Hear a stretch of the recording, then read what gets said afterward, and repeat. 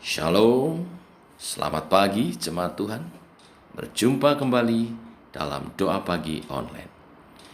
Hari ini kita mau berdoa, menyerahkan usaha pekerjaan kita, memohonkan berkat Tuhan dicurahkan atas apa yang sedang kita bangun di dalam usaha pekerjaan kita. Kita datang menyerahkan hidup kita kepadanya.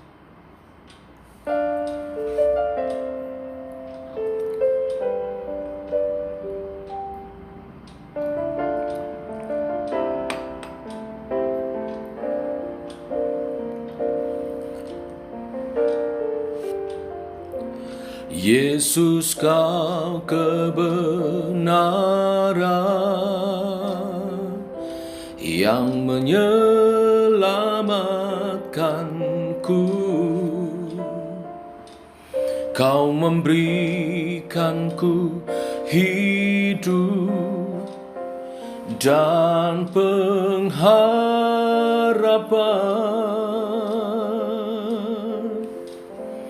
Ku ikut kehendak-Mu,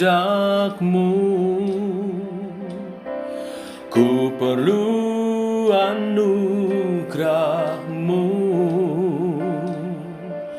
Ku nyatakan janjiku kepadamu.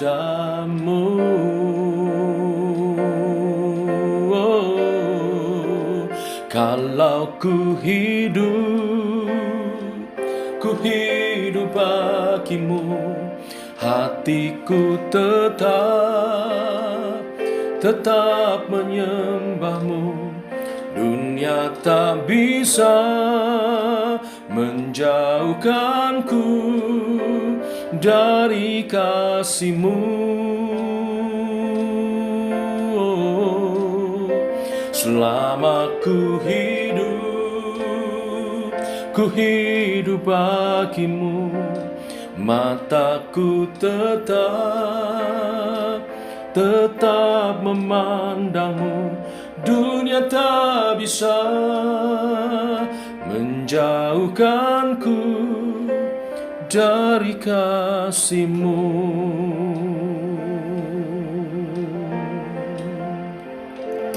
Ku ikut kehendak-Mu,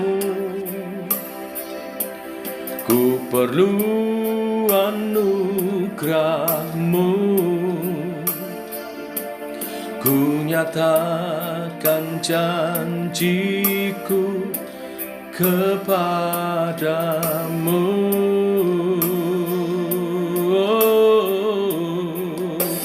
Kalau ku hidup bagimu, hatiku tetap menyembahmu. Dunia tak bisa menjauhkanku dari kasih-Mu. Selama ku hidup bagimu, mataku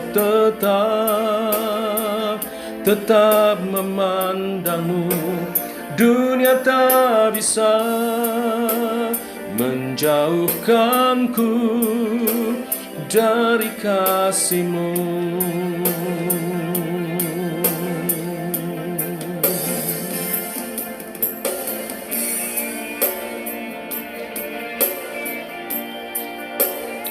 Kau kebenaranku,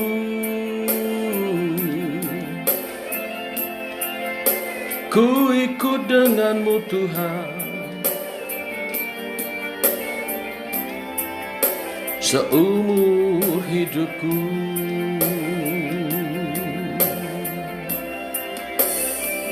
lau ku hidup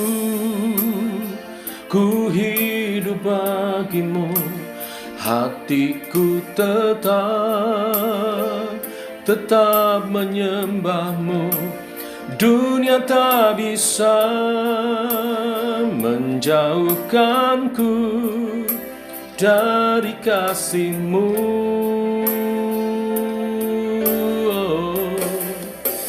Selama ku hidup bagimu, mataku tetap memandangmu. Dunia tak bisa menjauhkanku dari kasih-Mu.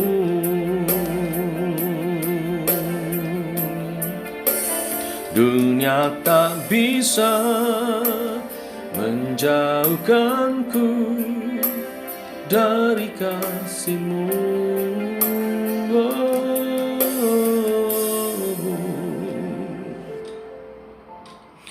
Inilah komitmen kami Tuhan, karena menyadari bahwa hidup kami sepenuhnya adalah kasih karunia-Mu, maka kami mau hidup bagi-Mu.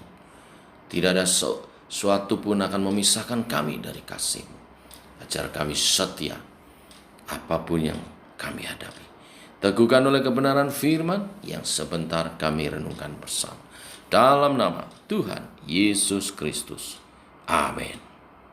Bapak, Ibu, Saudara sekalian, firman Tuhan pada pagi hari ini masih melanjutkan perikop yang lalu tentang pokok-pokok iman, ucapan berbahagia, doa di bukit dari Matius pasal yang kelima, hari ini ayat 10 sampai ke 12. Demikian firman Tuhan.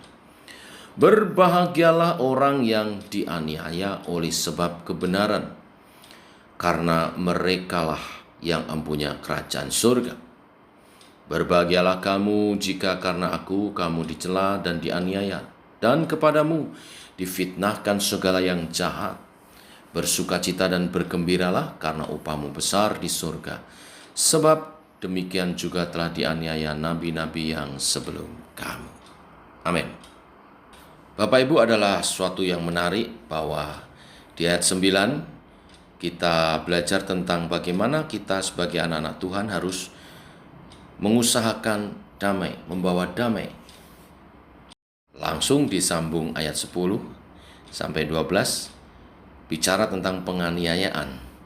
Memang sekalipun kita berusaha menghadirkan kedamaian bagi dunia, khususnya kalau kita berusaha mendamaikan orang dengan Tuhan, membawa Injil Tuhan, akan ada banyak pertentangan, akan ada banyak orang yang memusuhi kita. Bapak Ibu, penderitaan atau penganiayaan yang dimaksud di sini bukanlah penderitaan seadanya. Karena ada orang yang menderita karena dosa, tentu ini tidak termasuk yang dimaksud di sini. Orang yang menderita karena dosa tidak berbahagia. Demikian juga penderitaan yang kita alami karena kecerobohan kita tidak termasuk di sini. Penderitaan yang bagaimana yang dimaksud di ayat ini yang dikatakan berbahagia itu? Yang disebut berbahagia adalah orang yang menderita karena kebenaran firman Tuhan dan juga karena Kristus. Artinya saudara mengalami penderitaan karena saudara memperjuangkan kebenaran firman Tuhan atau memperjuangkan nama Tuhan, ya, Injil Tuhan. Maka saudara disebut di sini sebagai orang-orang yang berbahagia. Wujud penderitaan itu bisa dalam bentuk dikatakan tadi di ayat yang kita baca, dicela, difitnah, dianiaya, dikucilkan, dibenci, ditolak. Ini tentu masih belum lengkap, bisa lebih banyak lagi. Bahkan ada umat Tuhan yang karena kebenaran firman Tuhan dan Injil Tuhan, mereka harus masuk penjara dan tidak sedikit yang dibunuh sebagai martir. Mereka inilah orang-orang yang berbahagia menurut firman Tuhan. Mengapa Bapak Ibu Saudara sekalian? Matius pasal 10 ayat 16 mengatakan, "Lihat, aku mengutus kamu seperti domba ke tengah-tengah serigala. Sebab itu hendaklah kamu cerdik seperti ular dan tulus seperti merpati. Tetapi waspadalah terhadap semua orang, karena ada yang akan menyerahkan kamu kepada majelis agama, dan mereka akan menyesah kamu di rumah ibadatnya. Dan karena aku kamu akan digiring ke muka penguasa-penguasa dan raja-raja sebagai suatu kesaksian bagi mereka dan bagi orang-orang yang tidak mengenal Allah. Jadi, Bapak Ibu Saudara sekalian, sejak zaman gereja mula-mula, orang-orang yang percaya kepada Kristus itu memang menghadapi aniaya, penderitaan karena dibenci oleh dunia.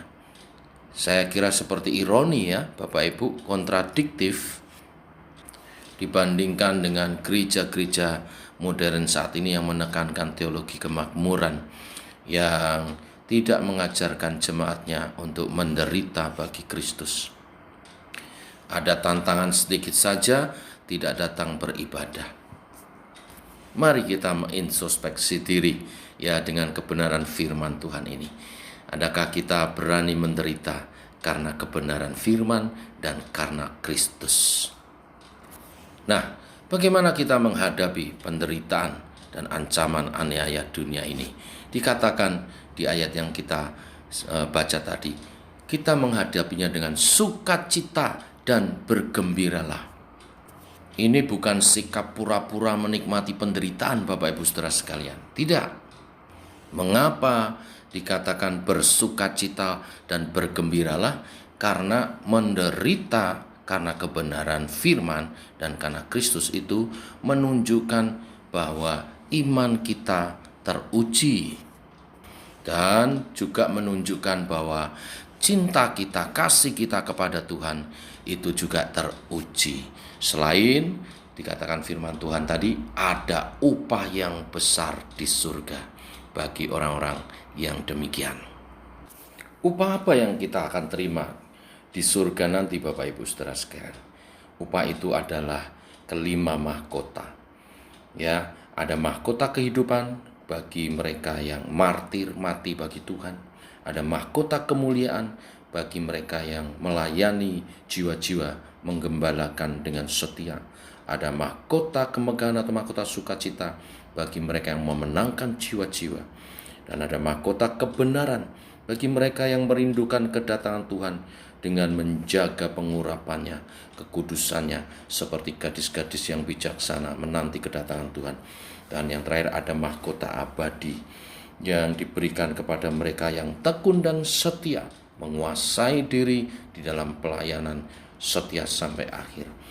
Mereka yang mendapat mahkota, mereka inilah yang teraniaya karena kebenaran firman dan karena Kristus. Olehnya mereka layak menerimanya. Biarlah itu menjadi bagian kita. Inilah kebenaran firman hari ini. Tuhan memberkati. Mari kita masuk dalam doa Bapak Ibu. Bapa, kami mengucap syukur buat hari yang baru, juga buat kebenaran firman yang meneguhkan iman kami. Tuhan, Engkau memanggil kami, Engkau menyelamatkan kami, tetapi Engkau juga memanggil untuk kami mengambil bagian dalam penderitaan di dalam Kristus. Karena tidak ada mahkota tanpa penderitaan. Kami mau mengambil bagian di dalamnya sebagai wujud kemurnian iman kami di dalam Tuhan dan kasih kami kepada Tuhan yang juga telah memberikan kasih-Nya kepada kami. Tolonglah kami Tuhan memuliakan nama-Mu di dalam hidup memperjuangkan kebenaran firman Tuhan, kesetiaan, kekudusan di dalam melayani Engkau. Bapa, kesempatan yang baik ini kami juga berdoa memohonkan berkat Tuhan atas usaha pekerjaan daripada semua umat Tuhan. Berkatilah tangan kami yang mengusahakan pekerjaan kami hari ini sehingga membawa hasil yang terbaik. Yang membuka tokonya Tuhan berkati. Toko bahan kebutuhan sehari-hari, toko kue, toko bahan kue, toko emas, toko perabot rumah tangga, toko elektronik, toko bahan bangunan, toko obat dan apotek, Tuhan berkati. Toko sembako, toko pancing, juga toko-toko kue, dan juga yang berdagang kue baik di pasar maupun juga secara online, Tuhan berkati. Yang berdagang secara online, berdagang apa saja, Tuhan berkati.